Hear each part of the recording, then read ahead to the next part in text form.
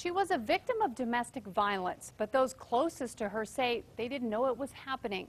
A young woman was killed by her estranged husband in southeastern New Mexico nearly 8 years ago. Well, today, her mother and the community are keeping her memory alive with a project aimed at helping people like her. News 13's Gabrielle Burkhart has her story.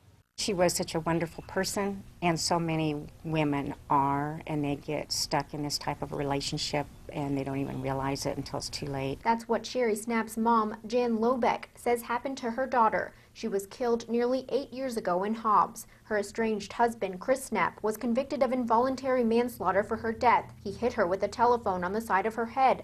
Sherry later died from her injuries. Today, Lobeck and volunteers for Sherry's Memorial Fund are setting up a thrift store, which will sell donated household items and clothes. It's been my therapy, to be honest with you. Lobeck says the whole idea for this store grew out of a small storage unit where she used to take donations for clothes and give them to victims of domestic violence. But Lobeck doesn't just want to help victims in the short term. Well, all right, they leave a shelter, and where are they going to go? All of the money raised at the thrift store will go toward purchasing the House of Hope, Lobeck's dream of long-term transitional housing for victims of domestic violence to rebuild their lives. The most important thing for me is for them to learn what family life really is, and it's not violent. Lobeck says every effort she's made to raise awareness for domestic violence has been met with support from her community, and this is an example of a big one.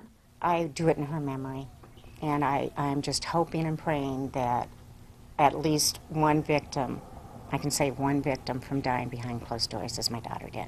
In Hobbs, Gabrielle Burkhart, KRQE News 13. The House of Hope Thrifty Boutique is set to open on April 20th. The goal is to purchase the House of Hope by next year. They will have volunteers, including financial advisors and job counselors, to help the women living there.